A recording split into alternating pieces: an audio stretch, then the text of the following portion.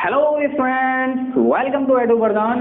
दोस्तों, आज हम लोग डिस्कस करने वाले हैं एनसीईआरटी का पेज नंबर 53 एंड 54।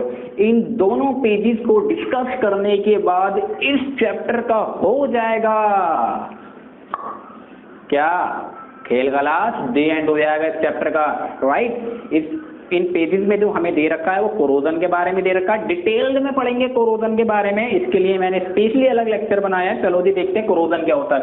कोरोजन का मतलब होता है the process in which surface of some metal. Hindi के साथ पढ़ेंगे, एक ऐसी प्रोसेस जिसके अंदर कुछ मेटल का सरफेस, फॉर एग्जाम्पल के तौर पे आपका सरफेस क्या होता है, मेरा सरफेस, हाँ आपका सरफेस, मेरा सरफेस मतलब मेरी बॉडी का आउटर वाला पार्ट, आउटर कवरिंग जो कि मेरी स्किन है, ये मेरा सरफेस है। तो ठीक इसी तरह मेटल का कुछ मेटल का सरफेस जैसे कि सच है iron corrode when they are expose. Iron corrode हो गया जब they are expose to moist air for a long period of time, लंबे समय के लिए, इसी को हम कहते हैं कोरोजन। अब इसमें कुछ एग्जाम्पल के साथ अपन लोग पढ़ने वाले हैं, देखते हैं भी क्या दे रखा है। फॉर एग्जाम्पल के तौर पे मान लीजिए आपके मम्मी के पास बहुत सारा सोना चांदी, बहुत सारा, ये तुम खुद देख लेना, पूछ लेना मम्मी सोना कितना है, चांदी कितना, फिलहाल इतना मत पूछना वरना लट पड़ जाएंगे। आप बस ये पूछना मम्मी आपके पास जो ज्वेलरी है, जो चांदी की है, क्या वो कुछ समय के बाद ब्लैक पड़ जाती है? तो मम्मी पता है क्या कहेंगी, यस वो ब्लैक पड़ जाती है। वही हमें सीखना थी, ब्लैक क्यों पड़ जाती है। यानी कि मान लीजिए क्या होता ही है, सिल्वर, जो सिल्वर का सिंबल होता है, जब सिल्वर एयर से रिएक्ट करता है, एयर के अंदर बहुत सारी गैसेज होती हैं, तो सिल्वर जब रिएक्ट करता है सल्फर से तो बना लेता है AgS, और इसमें जो लेयर आती है वो आती है ब्लैक लेयर, ब्लैक कलर की लेयर बना लेता है। सिल्वर हमारा नॉर्मली व्हाइट कलर का होता है, तो सिल्वर हमारा इससे रिएक्ट करके, सल्फर से रिएक्ट करके बना लेता है AgS, सिल्वर सल्फाइड हमारा बना लेता है। कौन? सिल्वर ब्लैक कलर की होती है, लंबे समय में होती है। ऐसा नहीं कि आज आप लोग सिल्वर लेकर आए और कल को ब्लैक पड़ जाएगी, नहीं, लंबे समय में, कई दिनों के बाद, कई महीनों के बाद ये सल्फर क्या हो जाएगी, सिल्वर क्या हो जाएगी, हमारी ब्लैक पड़ जाएगी। इसके बाद आपके पास और भी एग्जाम्पल दे रखे हैं आपके बुक में, जैसे कि कॉपर है, राइट है, प्लस कार्बन डाइऑक्साइड लाओगे वो भी मॉइस्ट का मतलब होता है वाटर भी होगा भैया, मॉइस्ट है तो आपका बन जाएगा कॉपर कार्बोनेट बन जाएगा, डॉट कॉपर हाइड्रोक्साइड बन जाएगा, और ये हमारा होता है ग्रीन कलर का। यानी कि जो कॉपर है आपके पास, वो कॉपर मॉइस्ट कार्बन डाइऑक्साइड से रिएक्ट करके बना लेती है, ग्रीन कलर की लेयर बना लेती है, राइट है। इसके बाद बेसिक सा एग्जांपल आयरन, जब H2O प्लस ऑक्सीजन की मौजूदगी में रिएक्शन करता है तो भैया बना लेता है Fe2O3.XH2O, ये बना लेता है, राइट है। अब ये जो बनती है ब्राउन कलर की होती है, आपने देखा भी होगा आयरन के ऊपर ब्राउन कलर की लेयर आती है जिसको हम जंक कहते हैं, आपको आपकी स्क्रीन पे भी दिख जाएगा, ये बिल्कुल ठीक इसी तरह होता है, राइट। कौन? हमारा कॉपर। अब ये सब जो दे रखा है वो आपकी बुक में दे रखा है। चलो मैं एक बार आपको आपकी बुक से दिखा देता हूँ। आप लोगों को आपकी बुक में कहाँ दे रखा है बताता हूँ। पेज नंबर 53 में दे रखा है, तो क्या दे रखा है, 3 पॉइंट दे रखे हैं कोरोजन के नीचे। पहला पॉइंट दे रखा है silver articles become black, silver articles हमारे ब्लैक बन जाते हैं आफ्टर सम टाइम्स, कुछ समय बाद, when expose to air, this is because, ये इसलिए होता है, इट रिएक्ट्स विद सल्फर, ये सल्फर से रिएक्ट करता है इन द एयर, जो कि एयर में होता है, टू फॉर्म कोटिंग, वो कोटिंग फॉर्म करते हैं किसकी, सल्फर, किसकी, सल्फर, सिल्वर सल्फाइड की वो कोटिंग फॉर्म कर लेते हैं। दूसरा पॉइंट दे रखा copper reacts with moist carbon dioxide, copper हमारा मॉइस्ट कार्बन डाइऑक्साइड से रिएक्ट करता है इन द एयर में, and slowly losses it's shining brown surface and grains, उसकी ब्राउन सरफेस होती है वो ग्रेन्स हो जाती है, ग्रीन कोट होती है, ग्रीन कोट कर लेती है। This green substance is called, this substance जो हमारा ग्रीन सब्सटेंस है वो कॉपर कार्बोनेट होता है। लास्ट वाले में दे रखा iron when expose to moist air to long period of time, the coating is brown flaky substance called rust, उसी को रस्ट कहते हैं। तो ये मैंने आपको बता दिया कोरोजन क्या होता है, कोरोजन के एग्जाम्पल भी आपको बता दिए। अब आपकी बुक में एक दे रखा है क्या, एक दे रखी एक्टिविटी। चलो भी एक्टिविटी समझते हैं।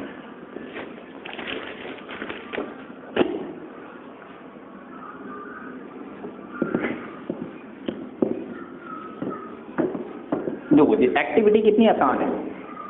एक्टिविटी में आपको दे रखा है, मान लीजिए आपके पास 3 टेस्ट ट्यूब हैं। एक टेस्ट ट्यूब का नाम है ए, एक दूसरी टेस्ट ट्यूब है वो है बी, एक तीसरी टेस्ट ट्यूब है वो है सी। इस वाली टेस्ट ट्यूब को भी मैंने पैक कर दिया, चलो जी बिल्कुल पैक कर रखा, बंद कर रखा भाई, बंद करा, बिल्कुल पैक कर रखा, इसे भी बिल्कुल बंद करा, पैक कर रखा, पैक बिल्कुल क्लोज्ड। ठीक है, ये भी क्लोज, वो भी क्लोज, सब क्लोज है। इस वाले टेस्ट ट्यूब के अंदर आपका वाटर है, ठीक है भाई वाटर, और इसके अंदर है आयरन नैल।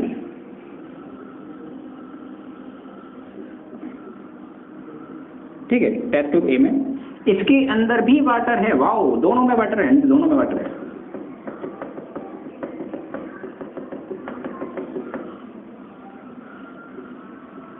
लेकिन इसमें एक बात यह है कि यहाँ पे है ना ऑयल भी है। अच्छा ऑयल भी है, यहाँ पे ऑयल है, यहाँ पे एयर है, दोनों में यहाँ पे एयर है, ठीक है। और ये आपकी आयरन नैल है, ये आपका वाटर है, और ये वाला जो वाटर है ना यहाँ पे डिस्टिल्ड वाटर है भाई, डिस्टिल्ड वाटर, ठीक है डिस्टिल्ड वाटर है। ये हमारा यहाँ पे ऑयल है, एयर तो मैंने आपको बताया दी। यहाँ पे भी एयर है लेकिन ड्राई एयर है, ओके। और यहाँ पे भी आयरन की नैल्स हैं लेकिन यहाँ वाटर नहीं है, तो क्या यहाँ पे कैल्शियम क्लोराइड, कैल्शियम क्लोराइड, हाँ जी कैल्शियम क्लोराइड। और पता है कैल्शियम क्लोराइड क्या होता है? ये होता है ड्राइंग एजेंट। और ड्राइंग एजेंट का मतलब देखो मैंने, रिड्यूसिंग एजेंट वो एजेंट्स होते हैं जो रिडक्शन कराते हैं, ड्राइंग एजेंट्स वो होते हैं जो ड्राई कराएंगे पूरे एरिया को। अब जो हमारी टेस्ट ट्यूब ए है, टेस्ट ट्यूब बी है, टेस्ट ट्यूब सी है, ध्यान से देखना। जो टेस्ट ट्यूब ए है इसके अंदर जो आयरन नैल है इसको लग जाएगी जंग, यानी ये तो करोड़ हो जाएगा, ये करोड़ हो जाएगा, हाँ जी ये करोड़ हो जाएगा। लेकिन ये वाला करोड़ नहीं होगा, ये वाला करोड़ नहीं होगा। क्यों नहीं होगा? ये वाला करोड़ इसलिए नहीं होगा क्योंकि जो आयरन है वो वाटर में है, वो जो आयरन है वो वाटर में, उसको एयर नहीं मिल रही, एयर नहीं मिल रही। ये वाली जो यहाँ पे है, यहाँ पे ड्राई एयर है, यहाँ पे वाटर भी नहीं है, तो इसका मतलब ये होगा जब भी करोड़ कराओगे, जब भी कोरोजन होगा उसमें हमारी चाहिए क्या क्या चाहिए देख सकते हो आप, expose to moist air, air भी चाहिए और मॉइस्चर भी चाहिए, वाटर भी चाहिए और एयर भी चाहिए, तभी जाके हमारा कोरोजन होगा। इस वाले केस में कोरोजन हो जाएगा, लेकिन इस वाले केस में और इस वाले केस में कोरोजन नहीं होगा क्योंकि यहाँ पे ये जो आयरन नैल है, यहाँ पे यार एयर तो ऊपर है ना, कोई से तो थोड़ी अंदर आ जाएगी, तो यहाँ पे हमारी जंग नहीं लगेगी।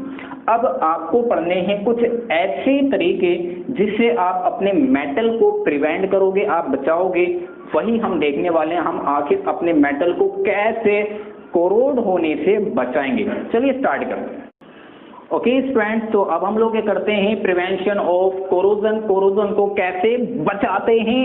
आपकी अगर लड़ाई हो जाए तो आप कैसे बचाते हो? ओए तू भी आ जा, तू भी आ जा, तू भी आ जा, ऐसे तो बचाते हो। लेकिन अगर आयरन पे जंग लग रही है, आपका जो सिल्वर है वो करोड़ हो रहा है, उसमें ब्लैक कलर की ले रहा है, तो वो थोड़ा कहेगा तू भी आ जा, तू भी आ जा, ना ना, तो क्या कहेगा वो कुछ और कहेगा, वो कुछ नहीं कहेगा, हमें कुछ करना पड़ेगा। तो वही हमारा प्रिवेंशन है। प्रिवेंशन ऑफ कोरोजन की देखो डेफिनेशन सिंपल है, the rusting of iron can be prevented, the rusting of iron can be prevented, आप उसको प्रिवेंट कर सकते हो बाय पेंटिंग, पेंटिंग के द्वारा, ऑयलिंग के द्वारा, ग्रीजिंग के द्वारा, गैल्वेनाइजिंग, क्रोम प्लेटिंग और एनोडाइजिंग और मेकिंग अलॉय, इनके द्वारा आप अपनी रस्टिंग होने से अपने आयरन को बचा सकते हो। यहाँ पे पेंटिंग का मतलब आप जानते हो, तो हमारे घर की विंडोज होती हैं, घर के गेट्स होते हैं, हमारे नॉर्मली हम उन पे पेंट कर देते हैं और जिससे वो हमारे कोरोड होने से बच जाते हैं। क्योंकि पेंट करने से बेसिकली क्या होता है, जो एयर है, एयर हमारे जो मेटल है उससे नहीं टकराएगी, दूर रहेगी। आपको मैंने एक्टिविटी के अकॉर्डिंग बताया था। ऑयलिंग के द्वारा भी, ग्रेजिंग के द्वारा भी, ये तीनों में तो आपको दिक्कत नहीं आएगी। अब गैल्वेनाइजिंग क्या होता है, क्रोम प्लेटिंग क्या होता है, अलॉय क्या होता है, ये देख लेते हैं। गैल्वेनाइजेशन का सिंपल सा मतलब ये है, इट इज अ मेथड, ये एक ऐसा मेथड होता है of protecting steel and iron, iron को और स्टील को प्रोटेक्ट करेगा, एक ऐसा मेथड है फ्रॉम रस्टिंग, रस्टिंग से बचाएगा, बाय कोटिंग, कोटिंग के द्वारा, देन उन पर कोटिंग के द्वारा, with a thin layer of zinc, एक पतली सी जिंक की उन पे लेयर डाल दो थिन, जिससे क्या करेगा, वो आपका बचा लेगा। किसको बचा लेगा? रस्टिंग होने से बचा लेगा, स्टील को और आयरन को। I hope it's clear. Chrome plating में क्या होता है? सेम टू सेम होता है। अब उसमें क्या होता है, thin layer of chromium, chromium की थिन लेयर होती है, ये आप याद रखना, ठीक है। अलोय का मतलब देखो क्या होता है, an alloy is a homogeneous mixture, alloy एक होमोजेनस मिक्सचर होता है ऑफ टू और मोर मेटल्स, दो या दो से ज्यादा मेटल्स जब आपस में मिलेंगे तो अलोय बनाएंगे, या फिर और का मतलब या फिर a metal and a non metal, एक मेटल और एक नॉन मेटल आपस में मिलते हैं तो आपके बनाते हैं अलोय।